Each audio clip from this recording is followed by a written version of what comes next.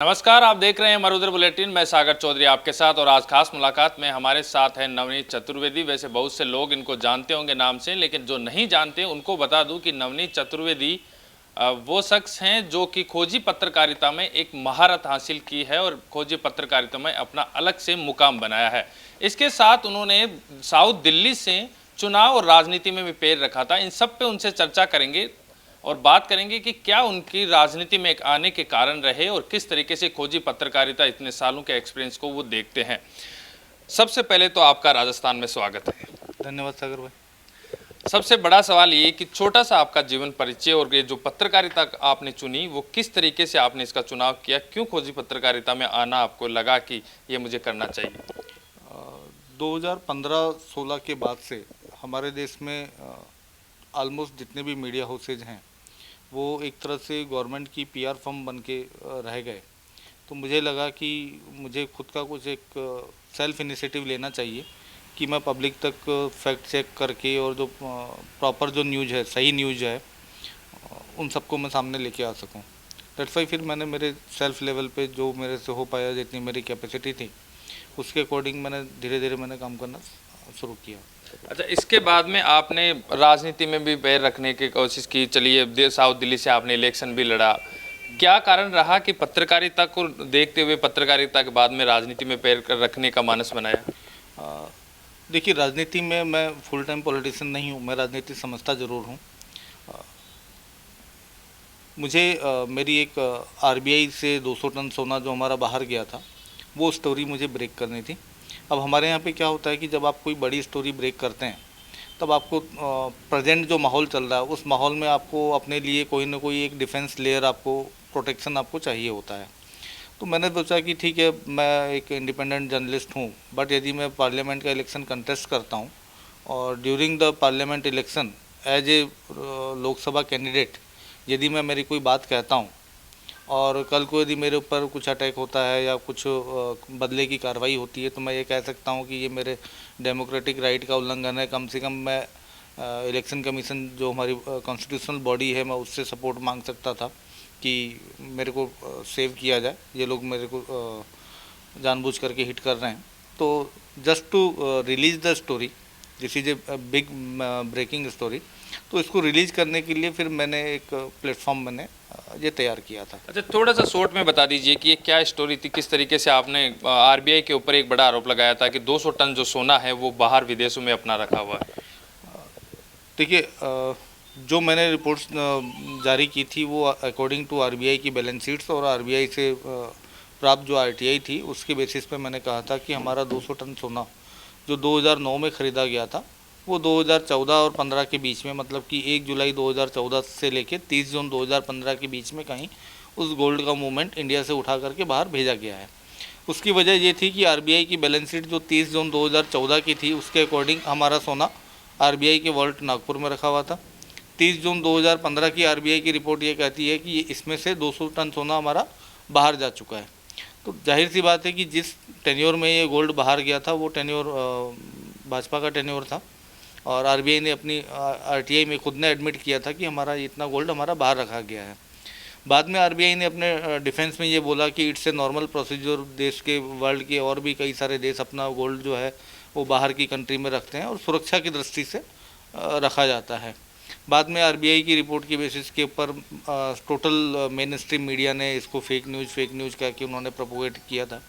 But मैं अभी भी स्टिल मेरे दावे पे कायम हूँ कि जो सोना है हमारा बाहर रखा गया है, इलीगली बाहर रखा गया है।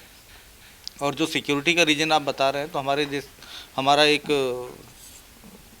स्वतंत्र और संप्रभु देश है, हमारी अपने पास में इतनी हमारी फ़ौज है, हमारे पास में इतने सिक्योरिटी फोर्सेज हैं, तो क्या वो 200 टन सोने की सुरक्षा नहीं कर सकते कि हमें हमारा सोना बाहर की बैंक में जाके गिरवी, चाहे सुरक्षा की दृष्टि से ही सही, हमें रखना पड़ रहा है। आज हमारा सोना मान लीजिए इंग्लैंड की बैंक में रखा गया है, कल को इंग्लैंड से यदि हमारे कोई कूटनीति के रिश्ते या कुछ रिश्ते ख़राब हो जाते हैं तो उनकी बैंक से हमारा सोना वापस कौन लेके आएगा? ठीक है। अच्छा, एक और आपकी एक बुक है जो कि बहुत चर्चित है, जियो पॉलिटिक्स। क्या कुछ निकल के आया, क्या कुछ इसमें आपने महिमा मंडन किया है? देखिए, जियो पॉलिटिक्स जो किताब है इसका मेन थीम ये है कि हमारा जो इंडिया की जो इंटरनल पॉलिटिक्स है उसको बाहर की एक्सटर्नल फोर्सेज इसको कंट्रोल करती हैं। इस किताब में मेनली मैंने ये बोला है कि 2014 में जो बीजेपी की ग्रैंड विक्ट्री हुई थी, उस ग्रैंड विक्ट्री के पीछे बाहर की एक्सटर्नल फोर्सेज शामिल थी। CIA और मोसाद, मतलब कि अमेरिकन और इजराइल एजेंसीज की मदद से ये पूरा चुनाव लड़ा गया था, और एक साइकोलॉजिकल वॉरफेयर टेक्निक की मदद से पूरा चुनाव लड़ा गया, और वो एक पूरा क्लीन मेजोरिटी के साथ में वो मैंडेट लेके आए। अच्छा, ये भी देखा गया नवनीत जी, जब भी आप बोलते हैं तो नरेंद्र मोदी और अमित शाह के खिलाफ ज़्यादा लिखते हैं, ऐसा क्यों? बिकॉज जो आदमी पावर में होगा, जो सत्ता में होगा, उसी के खिलाफ बोला जाएगा ना। अच्छा, पहले की पत्रकारिता और अब की पत्रकारिता देखें तो कितने चेंजेज आ गए हैं, क्योंकि आपने पत्रकारिता में इतने साल दिए हैं, तो क्या लगता है कि पहले की पत्रकारिता और अब की पत्रकारिता में कितना अंतर आ गया? एक छोटा सा उदाहरण से मैं आपको देता हूँ। आप एक विकलांग, अंधा, बहरा, लूला, लंगड़ा, हर तरह से विकलांग आदमी है, दिव्यांग कह दो आप उसको, वो आदमी ड्राइविंग कर रहा है, ठीक है, तो एक नॉर्मल इंसान के नाते आप क्या कहोगे? अरे भाई क्यों ड्राइविंग कर रहा है, खुद भी मरेगा, दूसरों को भी मारेगा। लेकिन यदि आज आप एक PR एजेंसी चलाते हैं, तो आप उसी चीज़ को बोलेंगे कि ये देखो, ये कुदरत का नायाब नमूना है, इस आदमी में देखो कितना जोश है, कितनी एनर्जी है, कितना सेल्फ कॉन्फिडेंस है कि आदमी मतलब डिसेबल होते हुए भी ड्राइविंग कर रहा है। तो जो PR जो एजेंसीज होती हैं, PR फर्म्स होती हैं, वो केवल पॉजिटिव चीज़ों को आगे करती हैं। वो ये नहीं कहेंगे कि यार जो आदमी डिसेबल्ड है वो आदमी कैसे ड्राइविंग करेगा। हो सकता है 20-30 सेकंड, 1 मिनट ड्राइविंग कर ले, 1 मिनट के बाद में ये कहाँ खुद ठोकेगा, कहाँ किसको ठोकेगा, PR एजेंसी को उससे मतलब नहीं है। बट जो न्यूज़ का जो कंसर्न होता है, एक जर्नलिस्ट का कंसर्न होता है, वो यही कहेगा कि आप डिसेबल्ड हैं, आप विकलांग हैं, आपको सबसे पहली बात ड्राइविंग का राइट किसने दिया, आपको ड्राइविंग लाइसेंस किसने इश्यू किया, और यदि आप गाड़ी चला रहे हैं तो किसने आपको गाड़ी दी, किसने आपको गाड़ी चलाने के लिए अलाउ किया, एंड वेयर इज़ द प्रशासन, आपको कोई रोक क्यों नहीं रहा। तो दिस इज़ कॉल्ड जर्नलिज्म। और PR एजेंसी का काम होता है कि ब्रांडिंग करना। तो 2014 के बाद से जो हमारी जो मीडिया है, पत्रकारिता है, वो PR एजेंसी में कन्वर्ट हो गई है। एक आपने बहुत से अंतर्राष्ट्रीय मुद्दों पे ज़्यादा रिसर्च की, तो एक अंतर्राष्ट्रीय सवाल इस तरीके से भी कर सकते हैं कि बाइडेन के आने के बाद क्या भारत और अमेरिका के रिश्तों में सुधार आएगा, या किसी को इनके बीच में अब मध्यस्थता करनी पड़ेगी? बाइडेन के आने के बाद में सुधार की गुंजाइश बिल्कुल नहीं है। आप छोटे से आप अपने गली मोहल्ले की वार्ड पार्षद या गांव के सरपंच के चुनाव के हिसाब से ले लीजिए। यदि आपके गांव में सरपंच का चुनाव है, और यदि कोई आपके गांव में कोई दूसरा आदमी आके किसी दूसरे कैंडिडेट के लिए यदि प्रचार करेगा कि भाई अब की बार तो वो फलाना चंद जी सरपंच में जीतने चाहिए, और जीत कोई और जाता है, तो उस कंडीशन में जो जीतने वाला जो कैंडिडेट है वो अपने अपोनेंट्स को कभी भी नहीं बोलता कि इन लोगों ने मेरे खिलाफ में प्रचार किया था, या ये लोग मेरे खिलाफ में थे। तो इसी को आप लार्जर स्पेक्ट्रम में देखते हैं, तो बाइडेन के खिलाफ में वर्ल्ड की टोटल 13 देश थे, जिसमें आपका इजराइल, इंडिया, रसिया, ब्राज़ील, इस तरह से टोटल 13 देश थे जो अब की बार ट्रम्प के फेवर में कैंपेन कर रहे थे। और एनी हाउ बाइडेन साहब वहाँ पे चुनाव जीत गए। अब जब बाइडेन साहब चुनाव जीत गए तो वो कैसे भूल सकते हैं कि भाई मेरे विरोधी के खिलाफ में इन लोगों ने यहाँ पे चुनाव प्रचार किया था। और सेकेंडली ये एक बहुत ही बड़ा हास्यास्पद हो जाता है जब इंडिया में आप नमस्ते ट्रम्प करते हैं। कल को हो सकता है कि राहुल गांधी भी बाहर से किसी देश के प्रधानमंत्री को बुला करके नमस्ते इमरान करवा दें। कल को हो सकता है कोई दूसरी पार्टी का, दूसरी राजनीतिक दल का नेता भी इंडिया के अंदर किसी और देश के प्रधानमंत्री को बुला करके नमस्ते करवा ले। आप उसको कैसे रोकेंगे? गवर्नमेंट का कहना है कि नमस्ते ट्रम्प सरकारी कार्यक्रम नहीं था, वो एक कोई डोनाल्ड ट्रंप नागरिक अभिनंदन समिति का काम था। तो यहाँ पर भी हो सकता है कल को कोई इमरान खान नागरिक अभिनंदन समिति बना दे।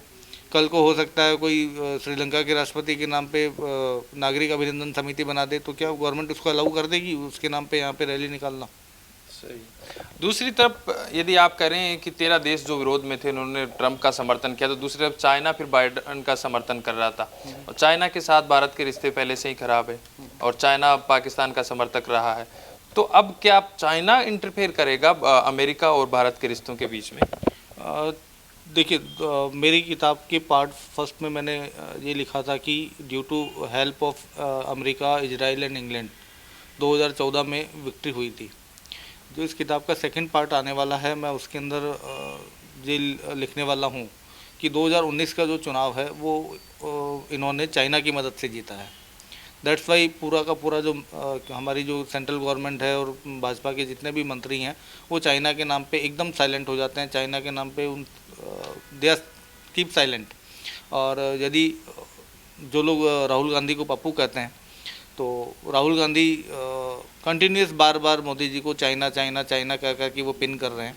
Because the person is not Pappu, he knows very well कि भाई चाइना ने क्या किया है। दैट्स वाई वो बार बार मोदी जी को चाइना याद दिलाते हैं। अच्छा, दूसरी तरफ अब नेशनल मुद्दे पे आए हैं तो बात करें कि किसान आंदोलन जो है, एक पत्रकारिता के नाते बताइए आपकी किसान आंदोलन से क्या भाजपा को बड़ा नुकसान होने वाला है और कांग्रेस क्या इसमें फ़ायदा ले सकती है आने वाले चुनाव में? किसान आंदोलन यदि लॉन्ग टर्म चलता है तब जाके भाजपा को कोई प्रॉफिट लॉस की इक्वेशन बनती नज़र आएगी। जनता की मेमोरी बड़ी एक शॉर्ट टर्म मेमोरी होती है। तो आने वाले समय में क्या अब वापस आप राजनीति में आएंगे, फिर से चुनाव लड़ेंगे? देखिए, जो मेरी जो सोच है कि राजनीति जो है वो हर आदमी को करनी चाहिए और जो भी पढ़े लिखे लोग हैं, युवा हैं, उन सबको राजनीति में आगे आना चाहिए। राजनीति का मतलब ये नहीं है कि वो किसी पर्टिकुलर किसी मनी पावर वाले या मसलमैन की बपोती है। एक आम आदमी को भी राजनीति में आना चाहिए और बहुत ज़्यादा ज़रूरी है हमारे डेमोक्रेसी के लिए। ये थे हमारे साथ नवनीत चतुर्वेदी जी, जिन्होंने महारत हासिल की है खोजी पत्रकारिता में, उसके साथ राजनीति में भी पैर पसारे हैं। राजनीति में आने वाले समय में भी ये आपको देखने को मिलेंगे। और हमने इनसे बात की किस तरीके से इन्हें अंतर्राष्ट्रीय मुद्दे हो चाहे नेशनल मुद्दे हो, अपनी पत्रकारिता के जरिए जो पहचान बनाई है और जिसके जानकारी के अनुभव हमारे साथ साझा किया। लगातार बने रहिए हमारे साथ मरुधर बुलेटिन पे। कैमरामैन राजेंद्र के साथ सागर चौधरी, जयपुर।